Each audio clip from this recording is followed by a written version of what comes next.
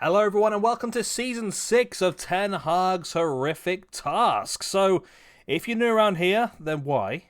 But yeah, basically what we're doing is I am the director of football. I've taken over Manchester United. Ten Hag is our assistant manager. However, I've delegated everything over to him.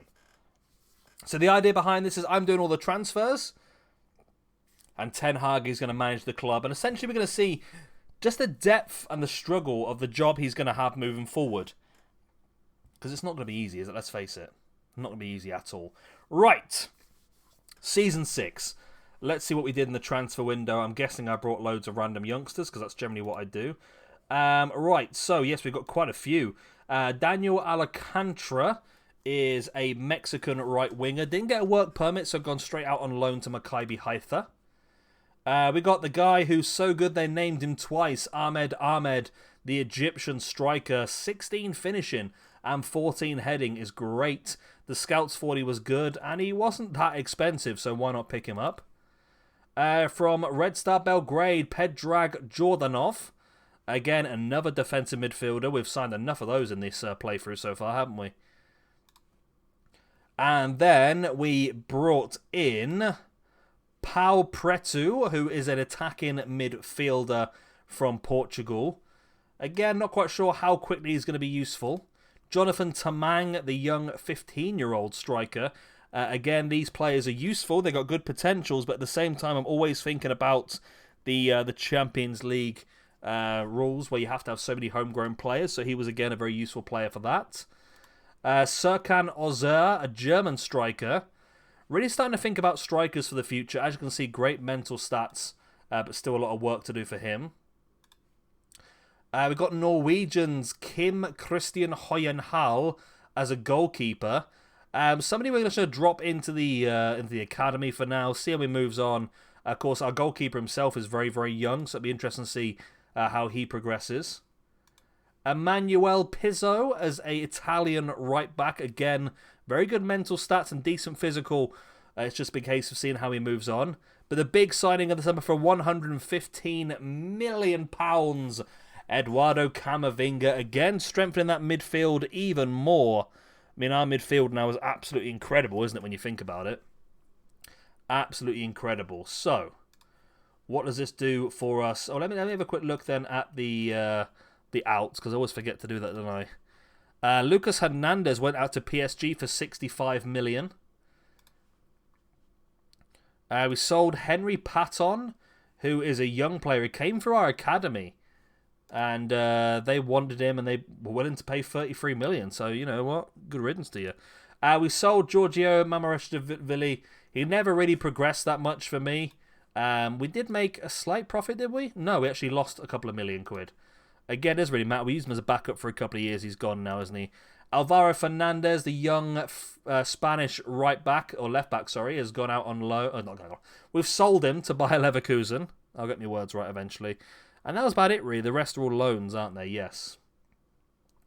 So let's see what the assistant believes the squad should be now. So, yeah, it's looking... this is going to be a tricky now, because we've got Rice, De Jong, Camavinga, and we have Mariba as well, don't we? So to try and fit everyone in the squad together, and Bruno Fernandes as well, it's going to be tricky, but I think it's also a good thing, because it means we've got a lot of really good players that we can rotate around now. So Timber are probably going to end up playing left-back this season, because the young French right-back, Bamba, has progressed so quick over the last season that he's now going to be a first-choice player for us, and that's why we're allowed to get rid of Hernandez and a couple of the wing-backs, because he has developed so well. Of course, Watson is now a fantastic goalkeeper at 4-star as well. He had a great first season for us. Keeping many clean sheets, with 20 clean sheets in 38 games was great. So yeah, probably Timber at left back, Delete and Ignacio at centre back, with Bamba at right back. Then we're going to have probably Camavinga at central defensive mid, and then we've got De Jong, Rice and Mariba fighting for those positions. And then, I mean, at front as well, we've got Rashford, Sancho, Hannibal, Makuku, Fernandez, all fighting for those positions. And then striker-wise, we've also got Sesko and the young Korea as well. So really, we have built the squad that I've been looking for now. The squad with lots of alternatives, a lot of competition, which is hopefully going to push all the players to be the best versions of themselves. So far, we are 4 games into the season. We beat Newcastle 4-1. We beat Brentford 2-1, beat Southampton 3-1, and got a 0-0 draw against Everton. Champions League group, we've got Genk, Monaco, and Dortmund. Again, should be a pretty easy one. So let's whiz on to the end of January and see how we have progressed and see if we can go one step further than last season. And here we go then, the end of January. We're top of the table by 2 clear points over Liverpool and 7 ahead of Manchester City. We have the second highest amount of goals scored and the best goals conceded at only 18 from 25 games, which is very, very good. As you can see, the young players doing incredibly well in our defence. Let's have a quick look at the schedule then. So we've done pretty well. I mean, we did lose to Spurs, but apart from that, we lost to Arsenal and Man City. That's it, really. Champions League-wise, we're through. Carabao Cup-wise, we're also through. FA Cup, we're through. Carabao Cup, we are into the final. Yeah, against Arsenal. FA Cup 4th round, Champions League first knockout stage, and we're top of the table. So at the moment, everything is sort of in our hands. You see a lot of these players. I mean, Jacob Fain got a bit of game time there. He's played a few games so far. Who else was there? There was Bruno Paulo, the young Brazilian striker. Midfielder, has got a bit of game time this season as well. So it's looking pretty damn well. Did we strengthen in January? I don't think there's much need to do so. We did bring in one player, Lovro Bilic, who is another defensive midfielder, this time from Croatia. And on the outs, nothing really. Everything was loans on the outs, so that's absolutely fine. Let's have a quick look at the league again then. Still, Haaland's definitely calmed down a bit now with the goals, hasn't he? Only 18 in the first half of the season this year. We're not really up there. Our highest is Makuku with 12. Let's see our goals for the whole squad then. So at the moment, Makuku has scored 23 goals in 34 games with 9 assists. Sancho's got 11. Sesko with 10. Fernandes with 10. Mariba's got 8. Hannibal with 7 as well. I mean, it's decent. We're just not getting as many goals as I would hope, to be honest. It's pretty low. Fernandes with 11 assists. Makuku with 9. 7 for Bamba from right back, who's, again, done incredibly well by the looks of it this season. Hannibal was 7. Camavinga was 7. Correa was 6 as well. It's looking pretty good at the moment, but only time will tell. Let us whiz on to the end of the season and see if we can hold on to this, because at the moment, this is looking bloody good. Let's see if we can make it that one step more. Wow. Wow, wow, wow, wow, wow. Okay. So this is going back to season 1, if you remember that one. Ourselves and Liverpool finished top of the table, but Liverpool won it on goal difference. This time, we have won it, and it's not even by goal. Why we won it by goals scored? Must have done, because we're the highest goals scored. So not going to tell us. What we're going to do, stats, team overall. So we scored the most with 91.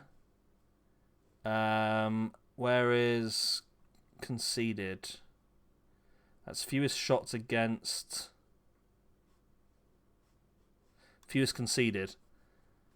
Okay, so we scored 3 goals more than Liverpool, and they conceded 3 goals less, but because we scored more, we won the league. Oh my god, that was tight, wasn't it? That was really freaking tight. But I'm not complaining, we'll take it. That's 2 premierships in a row for us now. Absolutely fantastic. Let's have a look at the schedule overall. Right. So we were here, weren't we? So Brighton, we drew. Oh, we got knocked out in the 4th round. And we lost the Carabao Cup final. Okay. I mean, we won the FA Cup twice anyway, won the Premiership twice, but we've come second in the Champions League twice. Okay, we got through the first knockout stage. We got through the second, beating PSG. Semi-final. We beat Man City. Champions League. We did it! Champions League final, we beat Liverpool as well! Oh, screw you, Liverpool. We also got a 9-1 win on the last day of the season against Fulham, which was fantastic as well. But Champions League victory. Look at that. And that's the team that was put out on the final day then by... Well, the team that was put out for the Champions League final, shall I say, by Ten Hag. As you can see, so Watson in goal, Ignacio playing left-back with Rice and De Ligt at centre-back, Bamba at right-back, Camavinga and Mariba as the two centre mids, and then Rashford, Fernandes and Makuku behind Sesko, which does get all of the big midfielders in. It does drop Sancho to the bench, but I mean, there would have been a lot of rotation this season. That probably would have been it, to be honest. So did Liverpool lose... where are Liverpool? There they are. Did they lose the likes of Lewandowski? No, Lewandowski stayed. Mbappe stayed. Salah stayed. So they still had their three main players. They still scored a lot of goals. Just wasn't quite enough. 3 goals short of what we scored. And that was enough to win us the Premiership and the Champions League. Wow. You know what? 6 seasons in, I'd be tempted to call that a success, you know. 35 goals for Makuku, 18 assists, 22 goals for Sesko and 9 assists, 16 goals and assists for Fernandes. Sancho knocked up with a load as well. It's been great. It really has. And I think we do call this a success, you know. 6 seasons in, we won the Premiership twice. We've won the Champions League. We've come second in the Champions League twice. We've won the FA Cup twice. If Ten Hag pulls it off in real life, he was going to go down as a club legend. So I think we call that it. Yeah, you know what? We call that it. 6 seasons. That's a good little mini-series, that one. We've got more of these coming up, by the way. I've done a Newcastle one I want to go through as well. And I'm currently doing a Southampton one as well. The Southampton one, I can only sign players from... So I'm just going to see who the best players in the world were. I can only sign players from South America in the Southampton one, which I thought would be a pretty cool way of doing it, just to mix things up a little bit. So yeah, there'll be a few more of these coming up. So yeah, hopefully you can join me. Yeah, if you have enjoyed this, let me know in the comment section down below. Hit the like and, of course, subscribe if you're not already. Haaland with the Ballon d'Or 4 years in a row. Surprise, surprise. Lewandowski won it twice at Bayern Munich, and they didn't win it at all when he moved across to Liverpool, though. Messi is retired. Virgil van Dijk is at Chelsea. 9.5 million they paid for him. Wow. Modric is an assistant manager now. Ronaldo is also fully retired. Wesley Sneijder still not signed for Manchester United after all these years. But yeah, we'll call that it for now then. Hopefully you've enjoyed. Like I said, like and subscribe, all the other good stuff. And I will see you again in a few days' time when we'll start the Newcastle one off. Good night. God bless. I'll see you next time. Bye-bye.